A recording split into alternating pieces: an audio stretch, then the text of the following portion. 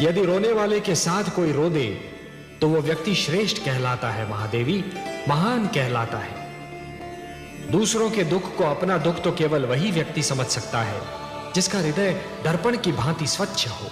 ये मैं बार बार यही कहता हूं कि कभी किसी को किसी का बुरा नहीं सोचना चाहिए, क्योंकि जो भी व्यक्ति किसी और का बुरा सोचता है अंत में उसका भी बुरा हो ही जाता है।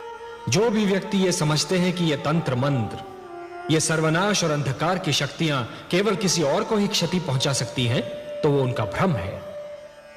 सत्य तो ये है महादेवी कि जो ईश्वर के सच्चे भक्त होते हैं, जो स्वयं ईश्वर पर संपूर्ण विश्वास करते हैं, ये तंत्र मंत्र की शक्तियां उनका बाल भी नहीं बांका कर सकती। इस प्रकार द्वेष और घृणा का मारा व्यक्ति पड़ोसी के घर को जलते हुए देख ये भूल जाता है कि उसी अग्नि की लपटें स्वयं उसका घर भी जला सकती हैं। उसी प्रकार जो व्यक्ति तंत्र मंत्र में विश्वास करता है वो ये भूल जाता है कि यही तंत्र मंत्र की शक्तियां स्वयं उसका भी सर्वनाश कर सकती हैं। सत्य तो ये है महादेवी कि स्वयं मैं अपने भक्तों के वश में हूं। अपने प्रेम से, अपने विश्वास से, अपनी भक्ति से और अपनी श्रद्धा से मेरे सारे भक्त बार बार मुझे उनकी सहायता करने के लिए विवश करते रहे हैं और करते रहेंगे। और मुझे अपनी इस विवशता पर कितनी प्रसन्नता होती है, इसका मैं क्या वर्णन करूं महादेवी, इसका मैं क्या वर्णन करूं। महादेवी, किसी भी व्यक्ति को तैरना तभी आ जाता है जब वो जल में गिर जाता है। आपके पुत्र प्रहलाद ने भी विकट परिस्थितियों का सामना किया, तभी उसका विवेक जागा। जिस प्रकार कुंदन बनने के लिए सोने को पहले अग्नि में तपना पड़ता है, उसी प्रकार किसी भी व्यक्ति को अपनी भीतर की क्षमताओं को जानने के लिए परीक्षा की अग्नि में तपना पड़ता है महादेवी।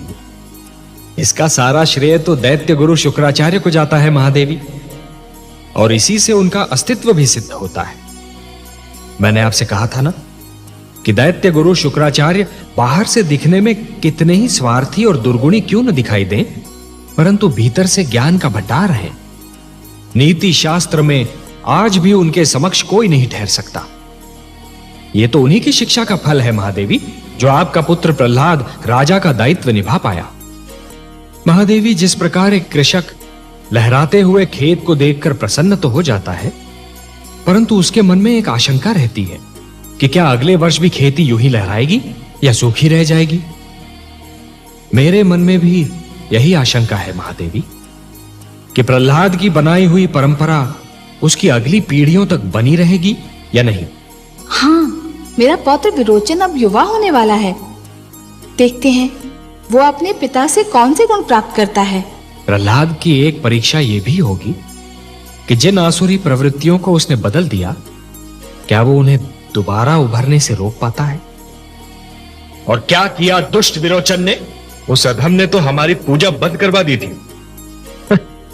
आप तो देवता हैं, आपको तो यह ज्ञात होना चाहिए देवराजेंद्र कि पूजा किसी के प्रति स्नेह और श्रद्धा की ऐसी भावना है जो यदि मन में जन्म ले तो कोई उसे दबा नहीं सकता, परंतु यदि मन में जन्म ना ले तो कोई उसे उत्पन्न भी नहीं कर सकता।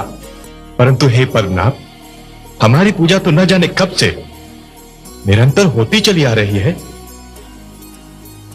यज्ञ में समिधा डालते हुए नाम लेने को आप पूजा कहते हैं देवराजेंद्र? चरणों में फूल चढ़ाने को आप पूजा कहते हैं देवराजेंद्र? हाथ जोड़कर शीश नवाने को आप पूजा मानते हैं?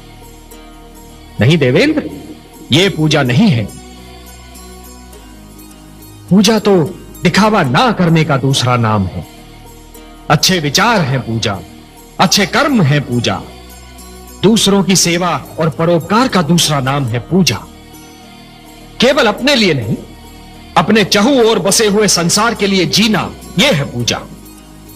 किसी और की पीड़ा में तड़प उठना है पूजा, कि आप पूजा, पूज्य और पुजारी के अर्थ को ही भुला बैठे।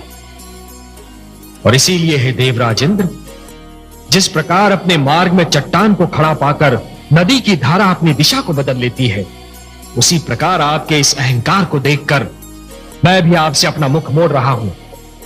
हाँ महादेवी, निस्संदेह यह निर्णय बहुत कठिन होगा, परंतु यह एक अवसर भी तो है पुत्र प्रहलाद के लिए यह जानने का कि पिता प्रहलाद और राजा प्रहलाद दो भिन्न भिन्न व्यक्तित्व हैं। जिस प्रकार योग्य तोल के लिए तुला के दोनों पलड़ों का संतुलित रहना आवश्यक होता है, उसी प्रकार प्रजा का न्याय करते समय राजा का भी संतुलित होना बहुत आवश्यक होता है महादेवी। सिंहासन पर बैठने के उपरांत एक राजा को यह जान लेना चाहिए महादेवी कि अपने परिवार और अपनी प्रजा के साथ उसका संबंध एक समान है। वो ना तो किसी का पिता है, ना किसी का पुत्र और ना ही किसी का भ्राता।